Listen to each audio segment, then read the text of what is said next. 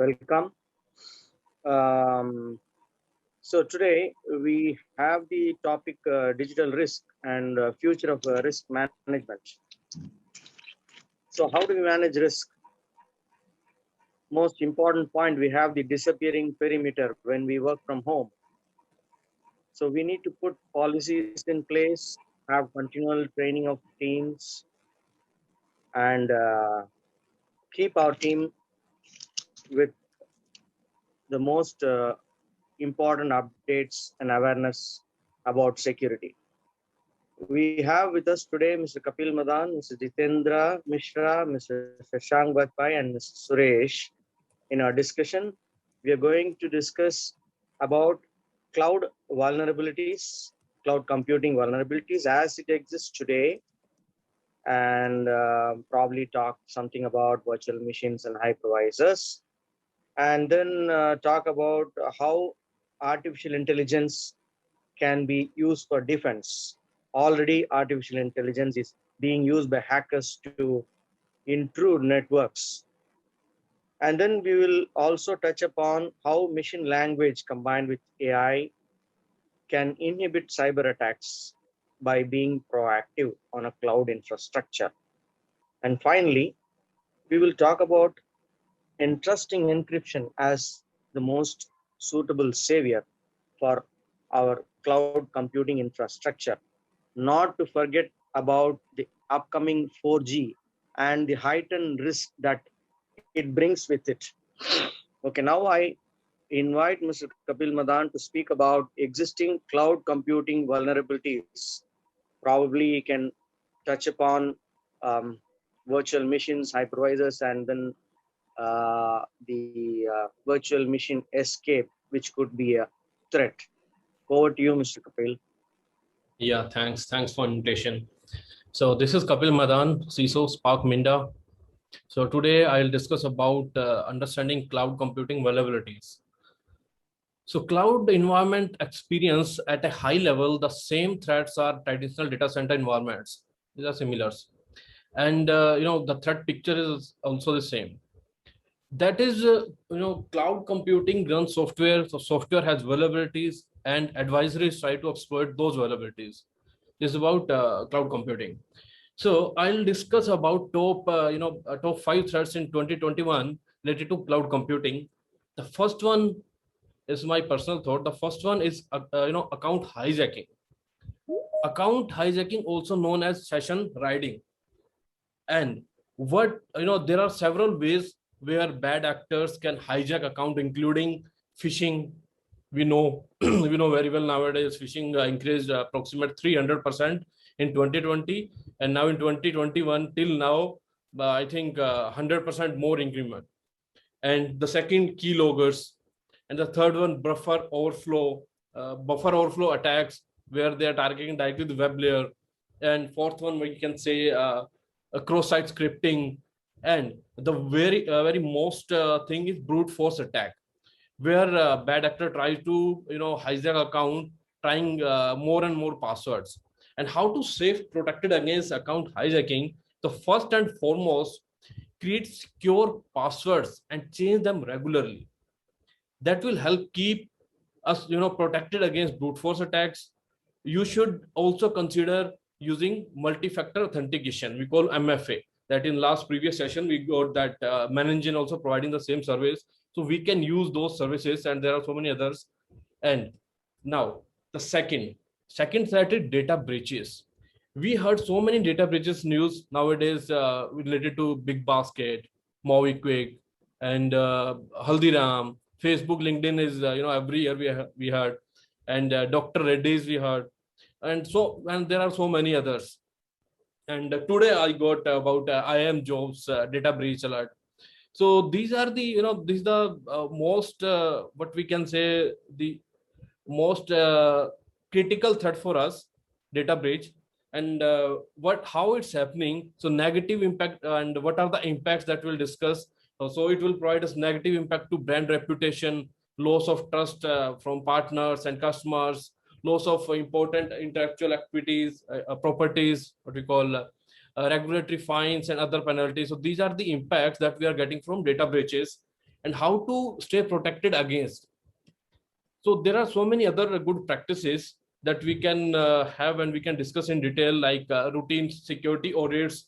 Where are the data, leak points? We have to identify that, and secure and encrypted server should in place. We should know how our data, data at motion and data at rest protection is there or not.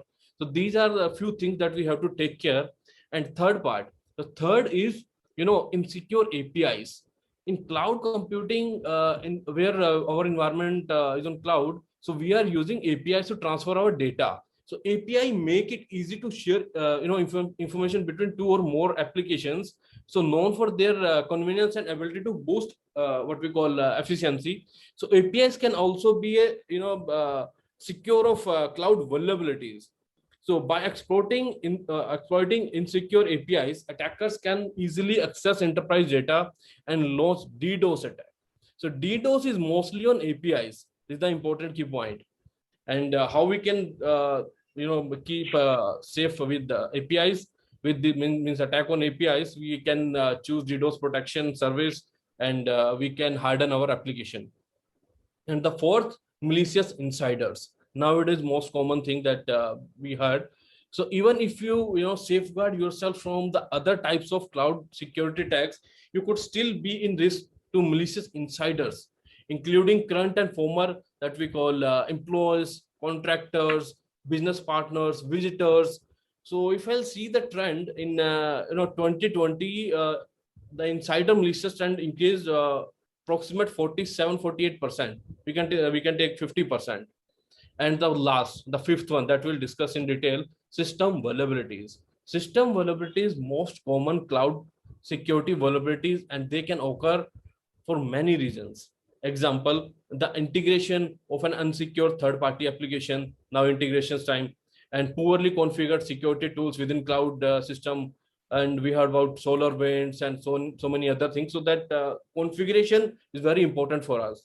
And known vulnerabilities that converted into CV. So we have to take care of all known vulnerabilities. We should assess our application. We should assess our systems, cloud environment, SaaS, or platform as service, PaaS or IaaS, whatever we have. And 0-day. The most important thing is 0-day. So how we can safeguard from 0-day? We should have proper strategy in place. And the poor logging and monitoring system, and improper error handling systems, no closing database connections. So these are the common things that we should take care. Yeah, this is my take. Okay. Thank you, Mr. Kapil Madaan. That was a wonderful insight into the cloud computing vulnerabilities. Thank you for mentioning the DDoS attack is mostly on APIs. We find that the attackers are taking over APIs mostly in healthcare to bring down the system, and then putting some ransomware and taking money. Can you just throw some light on one of the key factors in cloud, where we have something called the virtual machine escape? When one of the virtual machines in the infrastructure goes out and then takes control of the other machines, and then it becomes a very dangerous situation. It doesn't happen normally every day, but very rare situation. But how? So you are telling like CNC, command and control. If one system could compromise, how the attack is happening. So first we'll discuss about CNC, how command and controls means bad actor can control our system. Then the lateral movement, one system to other system. So that can be, for to prevent with these types of attack, we should have proper monitoring system, audit and trail system, where we can see what is happening in our environment. We should have like a local firewall in place, and local data movement monitoring in place. How system is connecting to other system and why this system is connecting. We should have that mechanism in place. Right. So we understand from your speech that data at rest and data in movement, protecting them is very important. And we also heard from one of our previous speakers about security by design, which is also important part of the cloud infrastructure. Thank you so much, sir. And we now move on to the next aspect of the topic today, how artificial intelligence can be used for defense. We know that many attacks are happening today with the hackers gaining control and having more knowledge about AI than the CISOs, and there are a couple of situations where they have taken over and brought down very large infrastructures. Mr. Jitendra Mishra, can you enlighten us on this, please? Good afternoon, everyone. Important subject, and I think Kapil has well articulated about the different sides of the security issues within the cloud computing environment. But when we talk about integrating the artificial intelligence, machine learning, as we see that these two technologies are very proven and coming to that the stage where we come out from the POC. Earlier used to be happen and do the proof of concept and all. Now in all the environment, I see there's a lot of engagement is happening, and we see some of the product which is already been enabled by the machine learning. So machine learning, when we talk about the artificial intelligence, earlier used to be happen when somebody has to wait for the incidents, and it goes to the reactive mode. So when incident took, then you take a call and you don't know what is happening in the environment. So that is a reactive mode when we see the log and then we take steps to correct the things. So that is a purely on a reactive base.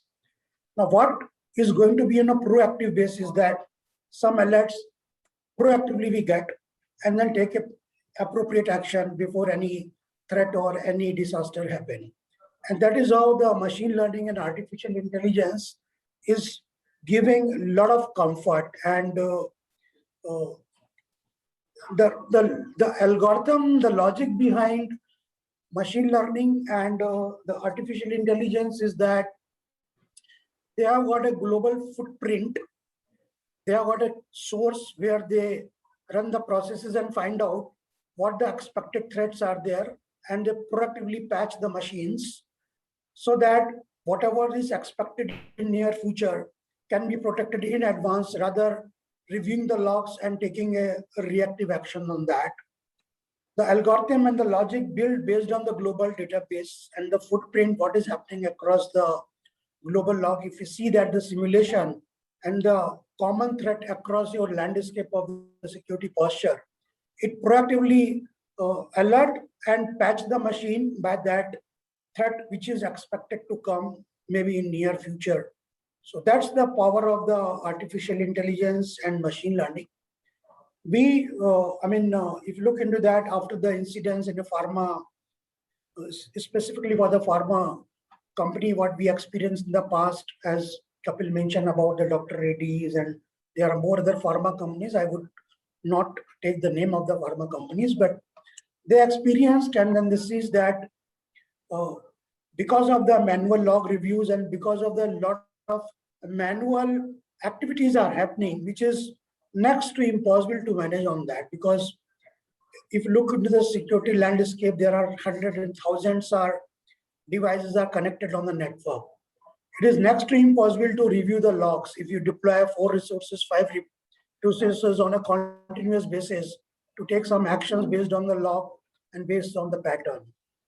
In that sense, when it comes to the artificial intelligence, machine learning, it actually analyze all your risk and accordingly take actions and update the definitions by default silently without any manual interventions to all the devices which are connected to the network. So this is the automated process, whereas there is no dependencies on that, because if you look into that, the conversion of IT/OT, the conversion of plethora of devices, including your mobile device, including your IT/OT conversion, looking to the manufacturing, smart manufacturing plant and all. Now, what type of intelligence mechanism we have where things are being taken care automatically? So looking to that aspect of managing the security by way of automated way, artificial intelligence and machine learning are playing a big role. And over a period, if you look into that, there will be no device coming without your artificial intelligence and machine learning. That will be by default and by design, as we talk about the by design.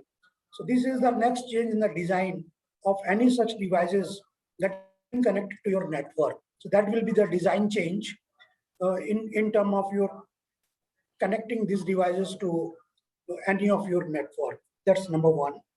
But if you look into the security posture of any organization, wherever you have got a very large network, there are many aspects of the information security plays a very vital role. I will not go into the detail because I will be pointed to your question. Otherwise, there are education, awareness, so on and so forth. It's a big subject. But yes, there is a future, and there's a proven future where your devices are being proactively, by design, being protected from such threat in future.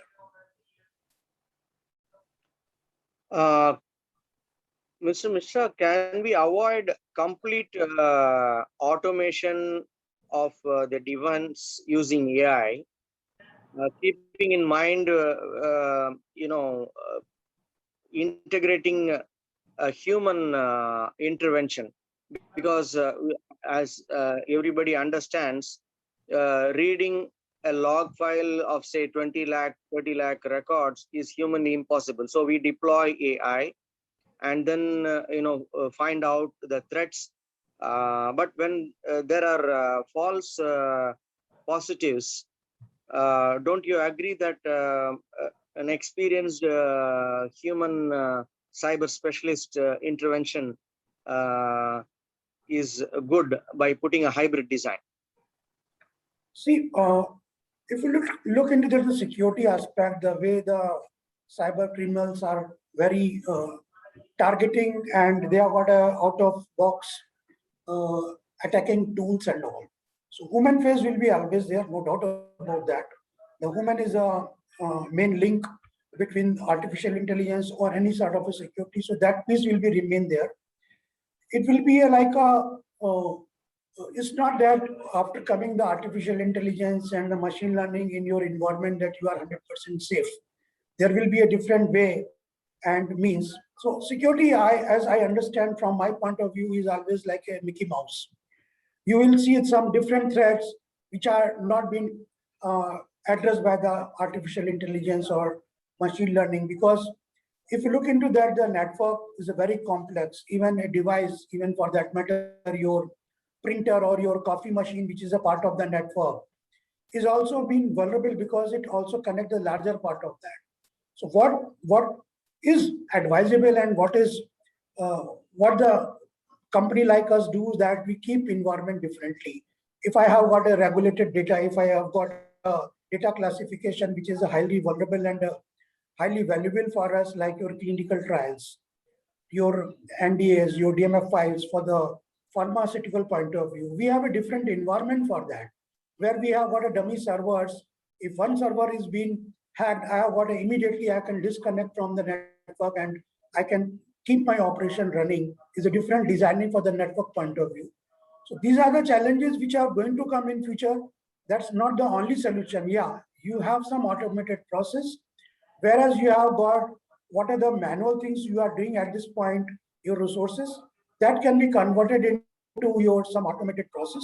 But it's not that a full proof that artificial intelligence and the machine learning is game changer and there will be no security breach. It is will be the part of that. There will be in future where we will see that new innovative way and means are coming into the environment to protect to save our environment. It's always progressive. You will see the new threat which we never seen in the past. And we are observing that these are the new landscape of the cyber securities and cyber threats we are experiencing. Similarly, we will see the new tricks and new tools to mitigate that. But it will be always a part of our CISOs and CISOs to keep open eye for the global perspective as how we can protect our environment by way of designing. That is one of the most important, that how you design your security posture. And what about your thoughts on the IoT infrastructure? Because the sheer looming of IoT devices coming into the next generation networks, you find that the firmware of IoT is not as mature as the software or hardware where patches are available easily. What are Yeah, your I thoughts think on that? that's a very valid and a very appropriate question, because when we talk about the IT OT integrations, when we talk about the smart plant, that is what we are doing in our environment. We have to look into that the security by design. I see that a lot of manufacturing machines which generate a lot of data is not fit into the environment because of the vulnerability and all. We have to see that by design, if new generation processing machines or manufacturing machines for our batches are protected by way of having a new gen advanced security threat in environment, we can plug into that in our environment for the network. So we have to look into that again, the basic things about the designing part of IT/OT. We cannot just integrate any network in our main environment, because that will be giving us a larger part of the vulnerability. We have to put into the silos where I can compromise, where I cannot compromise. I do in that view that what is my data classification, in that sense, what data is important and it vulnerable for that matter, where I can lose my revenue, where I can lose my reputation. So I have to do the classification of the data, and accordingly I can put that environment into my network where I'm 100% secure and where I'm 100% sure that this has been taken care for any future security threats. Thank you, sir. Thank you so much for your wonderful insight on the AI aspect. I now invite Mr. Shashank Bajpai to talk about ML and its use to inhibit cyber attacks, how to be proactive on a cloud infrastructure, and how to use ML effectively. Sure, sir. Over So, to you. yeah. As Kapil and Jitendra ji has already highlighted that this is the next thing, like AI, ML, and cloud. Adoptions are across sectors. Earlier we were talking sector specific, but now it is across sectors. Everyone is adopting. Because of pandemic, the adoption rate of cloud has gone up, and so has the adoption rate of artificial intelligence, machine learning, a lot of chatbots. Because now we are understanding how the human resources are stretched. It is getting replaced by a lot of bots. We can see that is happening, and security is not untouched by the same. So when it comes to cloud, I will say that, as Kapil was saying, that there are a lot of security vulnerabilities, and I completely agree with him, and saying that API security is one of the key things when it comes to cloud adoption. And when it comes to proactively detect something, my mind comes with the cyber kill chain. The first stage of a cyber kill chain is the reconnaissance activity, which any cyber threat people they keep on reconnaissance activity, keep on doing that, keep on gathering the intelligence about our infrastructure, be it on the internal networks or on the public networks. So we have to definitely depend on bots, because as Jitendra ji also telling that it as a repetitive task have to be effectively managed by AI and ML. And when we talk about ML, AI comes as a contemporary thing, because both artificial intelligence and machine learning are application of one each other. Obviously, when we go into security solutions which are designed to defend our networks, be it on perimeter or on endpoints nowadays, because endpoints are the next perimeters, because of a lot of people are working from home. So definitely we'll have to depend on a lot of behavior analytics, a lot of this endpoint detection and response mechanisms have to be leveraged, wherein a lot of deep packet investigation and deep learning is going in. So machine learning is basically deployed as a deep learning aspect when it comes to security. That's what I see. And when it is a complete framework, wherein there's a complete ecosystem of the security solutions which are protecting ourselves, because ideally intrusion prevention and other systems are signature based. They have to now start sharing these machine learning capabilities across a single framework. That has to start enabling that. So that is kind of like a version 2 which needs to come out pretty soon, which will come out. Also, I have seen that the computation power has increased, increased over the decade, with thousands of times. It's like exponential growth. The hackers are now having smart handheld devices and can penetrate into what Jitendra was talking about, IT, OT convergence kind of SCADA systems or PLC systems. So that is what we are seeing, across the globe. And this is because of this, enhancement in technology.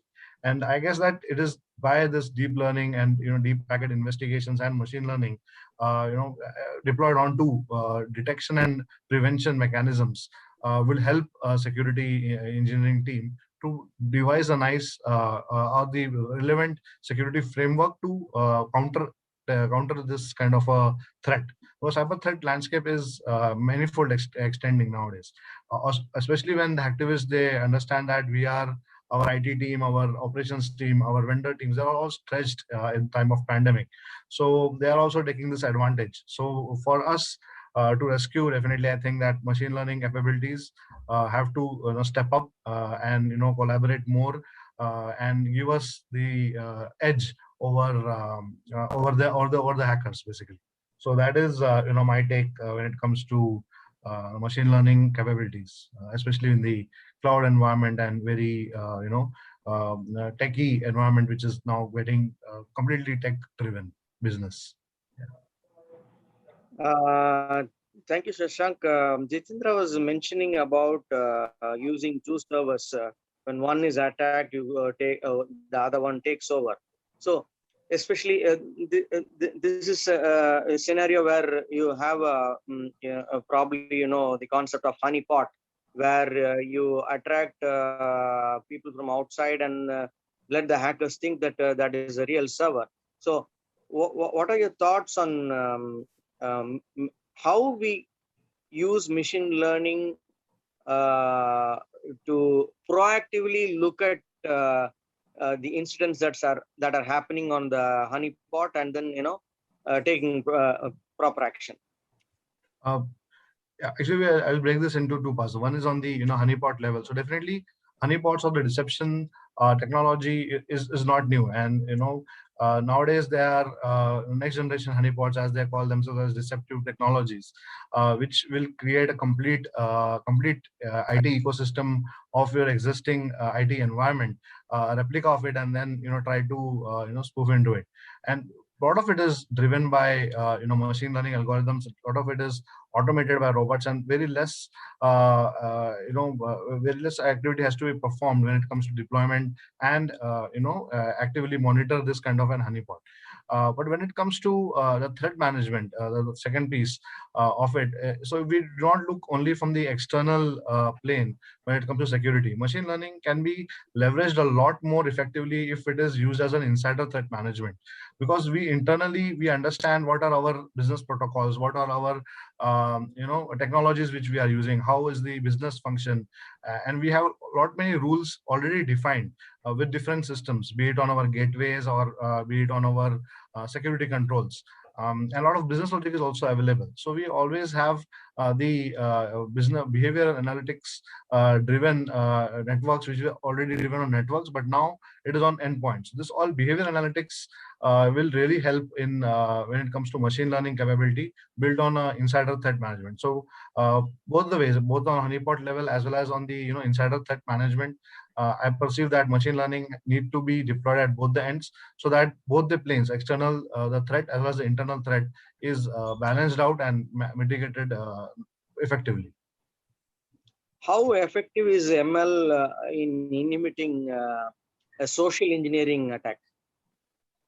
It's very challenging frame. So you have rightly caught me in the social engineering, because social engineering is purely getting into the inside of the human domain, and there how effectively machine learning would help is I guess when someone is trying to drive you social engineering, try to make some transaction coming from a financial sector.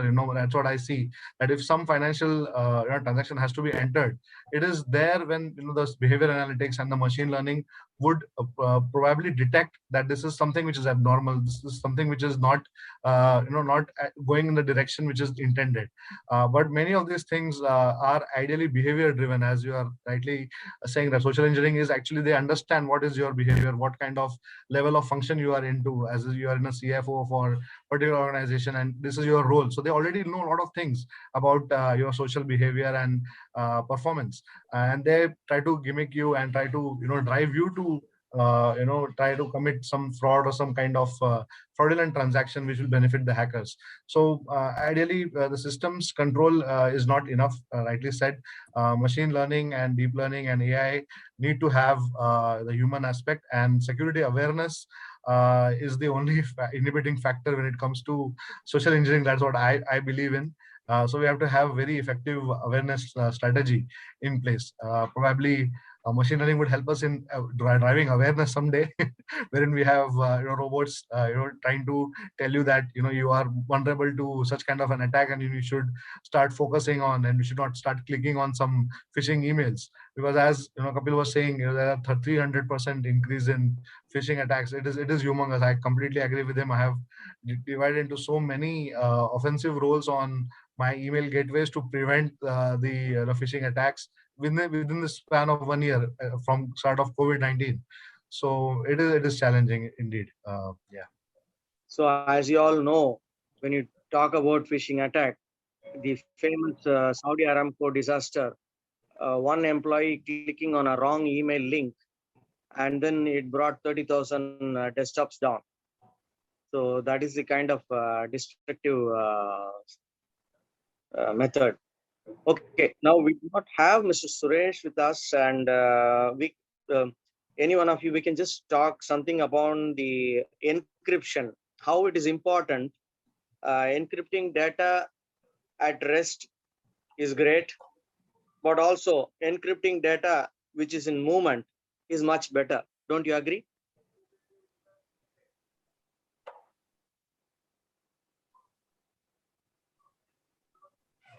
So Any thoughts on this? my view is that both are equivalent important. Yes. So data trust, that data theft activities that are happening, and data motion is also equivalent important. But moreover, if you'll see, if we have to start on the encryption side, we have to start from data at rest, because more data is there. Data at motion, only the transactions. Okay. And previous things, sorry for interruption, the previous things about the ML and AI. So ML is the brain of AI. So in social engineering attack that you asked for, so ML, I think ML is not that much mature where we can say it can safeguard us from social media, social engineering attacks. So only thing is the awareness. And I'm the fan of, ABC, and in future you also be. And ABC is the awareness, behavior, and culture. If we'll adapt all the, the ABC, and we can say we are 99% secure. Okay, so so we understand business must know that they keep full control and fully secure the entire life cycle of their encryption keys, and should establish a truly mastered security strategy over their services, whatever it may be, a cloud or private infrastructure. So companies must not forget to act on protection of their application layer, especially in IoT services, implementing end-to-end protocol from device to application. So with many IoT devices which do not have a matured firmware, I think this is very important. And we will now discuss something about the 5G. What about your thoughts on 5G? We have the security threats that are really becoming large, though the 5G has not come to India yet. What are your thoughts on that? I have some thoughts which I would like to share.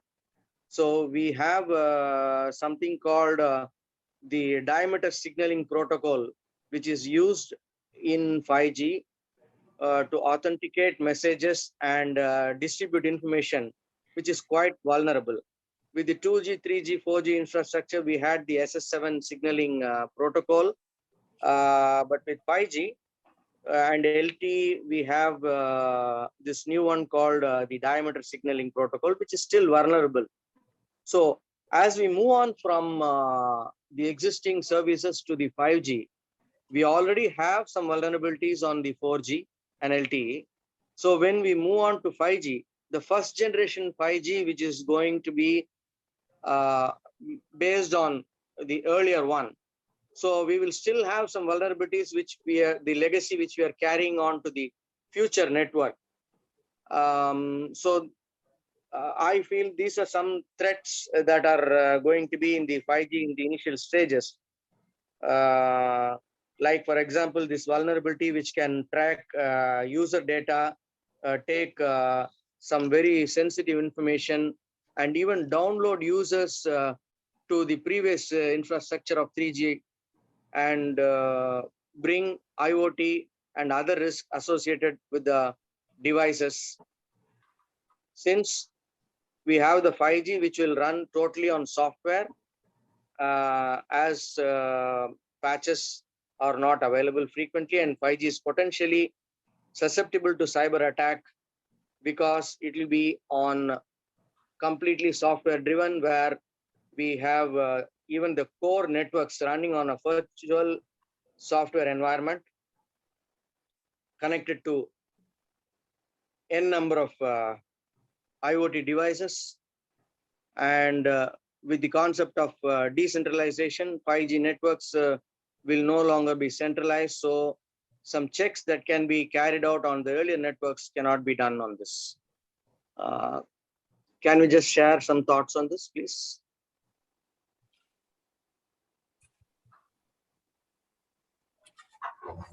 See, Premanand, I think still a lot of things need to be understood about 5G. It's not that yet mature and not yet been experienced that what could be there, because in current environment, even there are so many vulnerabilities and all, we really don't know if it is been going to be a software defined, what type of a security mitigation using this technology is going to be happen. It's not yet been very clear about that. So even then, if it comes, we need to understand from other use cases and other peers about that, what is their experience and all. I don't know as of my connect or as of any organization, even it's not been yet rolled out in India. So what could be the future is very suspected at this point of time. We really don't know. Any other, speaker would like to add on some points that will be more interesting.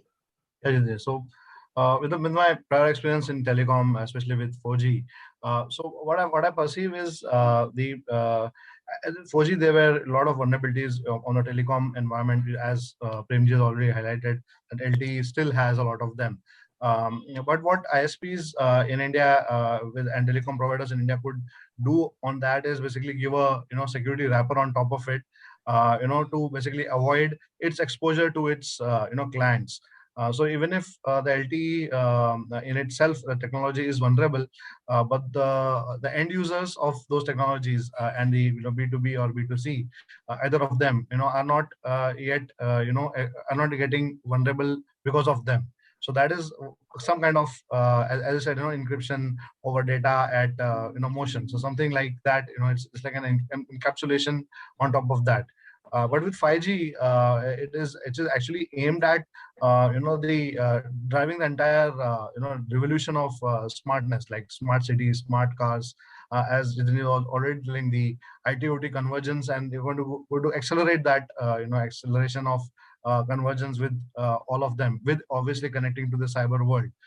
So that is what I foresee a challenge with 5G, that it would be a very small to small kind of a peer-to-peer kind of a network, which would obviously expose its vulnerabilities to its consumers also. So that is there's another threats which I foresee coming from a telecom background. But as Jitendra said, it is not yet implemented and not yet on ground. So still very few insights can be delivered. Till the time it's not in our hands to evaluate and to assess its risk, we see that it is a risk which is still kind of not yet on our hands. So it is an avoidable risk when it comes to the risk mitigation strategies. So we can avoid it by not adopting 5G as soon as it is out, rather than experimenting it at a staging level and then trying to adopt it. Yeah. So we all agree that encryption is a way forward, and we could keep that as a very important factor in protecting our cloud infrastructure. Do we all agree? Yes. Yes, yes, absolutely right. Absolutely. Yeah. Okay, and so Mr. we would like Narasimhan, to take some questions from the audience, please. Yes, sir. I've got a few questions. And we've got a question coming in from Mr. Murugan Munchpara. His question is, does cloud server require OS or DB hardening?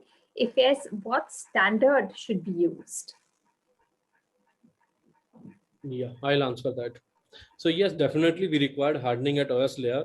Not only OS layer, what are the parameters and what are the layers we have in cloud computing that should be hardened. And the standard we can see NIST and SAN standard that we can use. All right. Mr. Narasimhan, another question is coming from Mr. Jitendra Pawar. He's asking, how can we secure data in transit and data at rest? Okay. See, data in transit can be protected by encrypting and decrypting at both ends. You could also probably use a strategy of having a multi-protocol network, one protocol for your transfer and one protocol at your endpoint, probably using a TCP/IP and MPLS combination. Data at rest can be protected in many ways. Probably Kapil, can you throw some light on data at rest? Yeah. So I'll go technically more. So data at motion, like whenever we are accessing any website and we are transferring data, so that channel should secure from end to end. So we can secure with the layer of web layer we call HTTPS, secure that will work on port 443. And if we have large data, then we can use SFTP, the secure FTP, that is on port 22. So these are the port and channels where we can encrypt our data at motion data at motion protection. And data at rest, that depends on tool that you are going to use. And nowadays, if you'll talk about storage, so many service providers, they are providing inbuilt encryption. And about the others, like on the desktop or workstation side, on the endpoint side, now Windows is providing BitLocker, and if you'll go with the Mac, they are providing file vault something. So these are the encryption, the facilities or the features that are provided by OEM, inbuilt OEM. So we have protection in terms of the operating system that you are using at the endpoint at the user level. And you also have a standard encryption that is being provided by service providers like AWS and Google. Is that right? Yeah, correct. And now the main challenge and the problem we are facing with the data anonymization, where we are sharing our data. I'm talking about the personal data protection or the financial data protection, where we are sharing our data to other client or other customer to what we can say as a service of data massaging. So that is the main challenge, how we can protect that data. So encryption is the one part there where we are securing our channels, and in sometimes we have to share our legitimate things where challenge comes, how and what we can do. So we should go for the anonymization tool for data masking, pseudo anonymization we call. Right. I hope that answers the question. Yes, thank you so much to you, Ms. Narasimhan, to all our speakers for joining us today. Pleasure having you with us. And